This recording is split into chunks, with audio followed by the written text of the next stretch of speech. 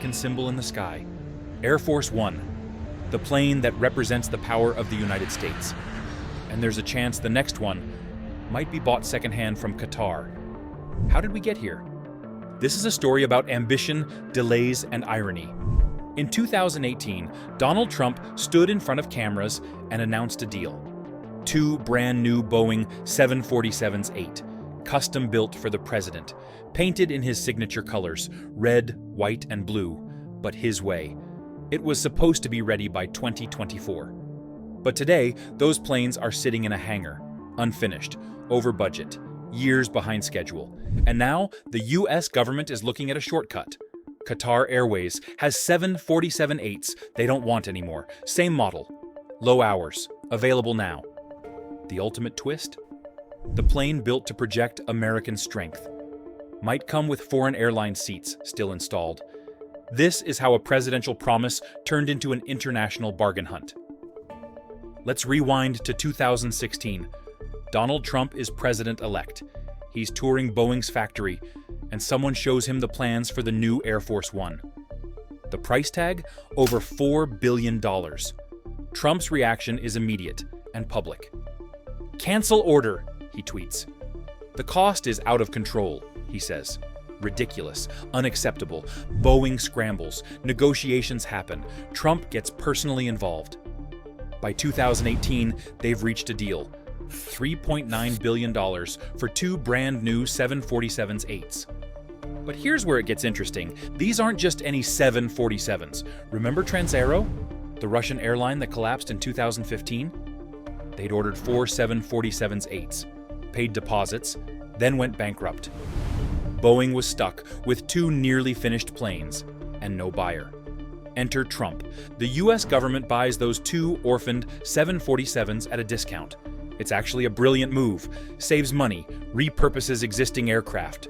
Trump calls it a great deal. And then he makes his signature request. He wants to change the paint scheme. Air Force One has looked the same since Kennedy. Baby blue and white, elegant, timeless. Trump wants red, white, and dark blue. Bold stripes, modern. The Air Force pushes back. Tests show darker colors overheat the electronics. Trump insists anyway. The design becomes a minor controversy. But eventually, it's approved. Construction begins in 2019. The deadline, 2024. Trump promises it'll be ready before the end of his second term. Except, he doesn't get a second term. Joe Biden becomes president in 2021. And suddenly, the urgency disappears. Here's where everything starts falling apart. The 2 747s are sitting at a Boeing facility in San Antonio. They're being gutted, rewired, transformed. But the work is brutal. First problem, the complexity. Air Force One isn't just a plane. It's a flying fortress. Defensive systems, encrypted communications, radiation shielding, medical facilities, secure conference rooms, self-sufficiency for days. The wiring alone is a nightmare. Miles of cables, all custom, all classified. Second problem, the workforce. You can't just hire anyone to work on Air Force One. Security clearances, background checks, specialized training. Finding qualified people takes time. Lots of it. Third problem, COVID. The pandemic hits. Supply chains collapse. Workers get sick. Delays pile up. By 2022, it's clear the 2024 deadline isn't happening. The cost is ballooning. Estimates now exceed $5 billion. And the Boeing engineer in charge of the project? He's publicly warned that the modifications are extremely challenging. Translation: we're in over our heads. Then comes the biggest blow. Boeing reports a $660 million loss on the Air Force One contract. They underbid, miscalculated, got crushed by the complexity. The new delivery date? 2027, maybe 2028. Meanwhile, across the world, something interesting is happening. Qatar Airways is retiring its 747-8s. Why? They're pivoting to more efficient jets. Airbus A350s, Boeing 777Xs. The 747 is too big, too thirsty, too expensive for the post-pandemic world.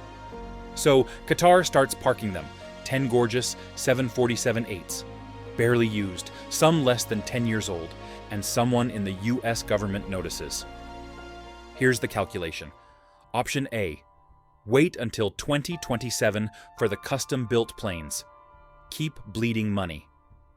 Option B, buy a Qatar 747-8, strip it down, install the classified gear. It's the same model, same airframe, same engines, but it's already built, already flying, already proven. The idea starts circulating in Pentagon briefings, and the more they look at it, the more sense it makes. But there's a problem, the optics. How do you explain to the American public that the president's plane came from Qatar? That the ultimate symbol of American power is secondhand? It's a political minefield. And yet, the clock is ticking. The current Air Force Ones, two modified 747-200s, are from the Reagan era. They're old, over 30 years old. Parts are scarce. Maintenance is a nightmare. Every year they fly is another year of risk. The US needs new presidential planes. And they need them soon, so here's where we are in 2025. The two custom 747-8s are still under construction, still years away. The Qatar planes are sitting in storage, available, waiting. And the Air Force is quietly studying the possibility. What would it take? First, you'd buy one or two of the Qatar jets. Then, you'd strip them completely, gut the interior, remove everything. Then comes the hard part, the retrofit. Installing all the classified systems, the defensive countermeasures, the command center. It's still a massive job, but here's the key difference. The airframe is done, the engines are proven, the flight systems work. You're not starting from zero, you're modifying something that already flies. The timeline? Probably 3 to 4 years instead of 7 to 8. The cost? Potentially billions less. But here's the twist no one's talking about. If the US buys Qatar's planes, they'd be newer than the ones Boeing is building. Remember, those two jets were originally ordered in 2013. They've been sitting in storage for years. Some of Qatar's 747-8s were delivered in 2020. Barely broken in, so the used planes might actually be fresher. It's the ultimate irony. Trump negotiated a deal to save money on Air Force One. But the delays have been so extreme that buying from Qatar might save even more money. And the man who promised America first might end up with a plane that says Qatar Airways in the maintenance logs. Of course, there are complications. Would Qatar even sell to the US? Probably. They're a close ally. Would Boeing fight it? Absolutely. They've already lost money. This would make it worse. Would Congress approve? That's the real question. Some would see it as pragmatic, others as embarrassing. But here's what makes this story bigger than politics. It reveals something about modern aviation.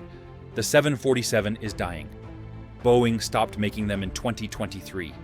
Only a handful of airlines still fly them. Most are being scrapped or parked. Even the planes built for presidents are hard to finish. The infrastructure, the expertise, the supply chain, it's all fading. The 747 was the queen of the skies for 50 years, and now we can barely keep the last ones flying. So when you see Air Force One in the future, whenever it finally arrives, remember this. It might have started life in a Boeing factory in Washington, or it might have started life in the middle of the desert, flying pilgrims to Mecca. Does it matter? In terms of capability? No.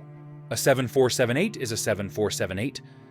But symbolically, it's a reminder that even the most powerful symbols are subject to reality. Budgets, timelines, availability. And sometimes, the best option is the one you didn't plan for. The final decision hasn't been made yet. The US might still wait for Boeing's custom planes. Or they might make the call. Buy from Qatar, get it done faster. Either way, one thing is certain. The next Air Force One has been a mess. A cautionary tale of ambition versus execution. And somewhere, in a hangar in the Middle East, there's a plane that could solve everything. If you liked this video, please don't forget to like and subscribe and drop your thoughts in the comments.